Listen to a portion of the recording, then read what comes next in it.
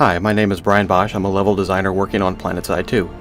PlanetSide 2 is an MMO FPS that's focused on the struggle between three unique empires vying for control over territory and resources on a distant alien world called Araxis.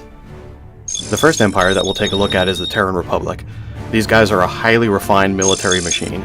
They've been in the oppression and police state business for a long time. You can tell by looking at their gear, it's got a very refined and well-polished appearance. For gameplay purposes, they fire very rapid-fire weapons and put a lot of damage downstream very quickly. The first rebel empire to break away from the Terran Republic is the New Conglomerate. These guys have a much more piecemeal and repurposed look to their gear. It's a lot more boxy. For gameplay purposes, they fire a little bit slower, but they hit a lot harder. And the second empire to break away from the Terran Republic are the Vanu Sovereignty.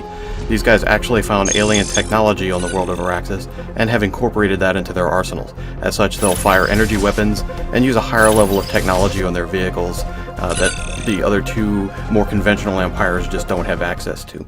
Massive infantry combat. In PlanetSide, you are going to be faced in a bunch of different tactical situations, and to help you deal with that, we put together a bunch of different character classes for you to choose from. The first one we'll take a look at is the Infiltrator. These guys have a cloaking unit, which allows them to become invisible for a short period of time to get into position. They're also snipers, advanced hackers, and recon specialists. Very effective at harassing the enemy. Light Assault is the first shock trooper class we'll take a look at. These guys are very mobile. Even though they have medium armor and medium damage weapons, they make up for it by having a short duration jump pack, which allows them to get in really good tactical positions and flank the enemy. Heavy Assault is the main shock trooper of all three empires. These guys have a lot of armor and a lot of firepower. Their class-specific ability is a shield that can absorb a lot of damage for a short period of time. They also can engage in enemy vehicles and enemy infantry. The Engineer is the first support class that we'll take a look at. These guys can put down defensive deployables to really shore up a position for defense. They also supply ammunition and can repair vehicles and max units.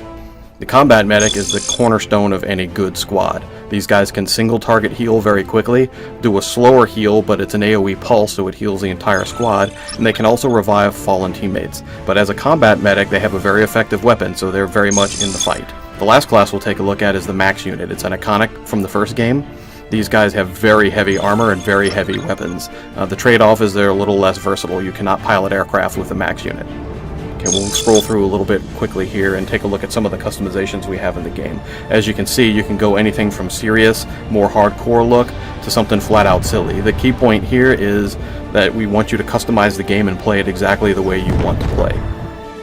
A huge-ass vehicle combat. Much like the massive infantry combat, you're going to find yourself in a bunch of different tactical situations, so we've built a bunch of vehicles to help you deal with those. To the right is the Flash. It's a one-person transport, very fast, very agile, and the larger one in the back is the Sunderer. That holds an entire squad and is designed to get your troops to the front line safely. Each empire will have its own specific tank that's unique to that empire, and these are the main battle tanks. You can see all three of them here. The main thing to note here is their unique appearance and also their unique characteristics. They're all tweaked different to give a gameplay specific to that empire. So fire a little faster, move a little slower, have a little more armor. The same thing runs true with our aircraft. Each empire has an empire-specific attack aircraft, and they're all modded a little different, have different weapon systems to give them a unique feel. Again, these aircraft are very versatile. They can attack air-to-air, also air-to-ground. We have a couple of common pool aircraft. The first one we'll look at is the one to the forefront. That's the Liberator. It's a gunship and bomber. And the one to the back, the giant back there, is the Galaxy. It's iconic from the first game. It holds 2 full squads of players and is also a mobile spawn point. And here's a quick run through of some of our vehicle customizations. Again, it's all about versatility. You can be something silly, you can get attachments for your vehicle, different skins, or be something a little more hardcore that allows you to blend into the environment like these desert camos you see on those 2 Vanguards. Limitless customization, well obviously it's not really limitless, but it's pretty close. There are literally thousands of things you can adjust from your character's appearance to different gameplay mechanics. You can mod just about anything on your character. And the way we do that is as you play the game you level up. And as you level up you get certifications. And these certifications can be used to purchase all your different customizations. So if you want your gun to fire a little faster, you can mod that. If you want it to shoot a little further, you can mod that. If you want different camo patterns, you can also grab that. And we also have very deep progression and customization paths for your vehicles. So in this case, this guy's modifying his Lightning to make it turn a little better and have a higher end top speed. Unprecedented team play. Well, as you can imagine, the massive storm of chaos that's thousands of players fighting on the same continent, we wanted to give you some solid team tools to stay together as a cohesive unit. So we've built a 10-man squad, which the squad leader can actually give assignments to his team to keep them on target. You can coordinate uniforms to be the elite Zebra squad here if that's what you want to do. 3 squads can form up to a platoon, so you can have up to 30 players on the same mission attacking the same target, all organized together. We also have a more permanent grouping. We call that outfits. In other MMOs, it's called guilds. But it's a permanent group of friends that team up and take down the enemy together. Now, beyond the game, we've worked really hard to incorporate a bunch of different features to sort of build an ecosystem to keep you connected with what's going on in the game without you actually having to be in the game. The first thing we'll take a look at is our player website. It's got very deep stat tracking.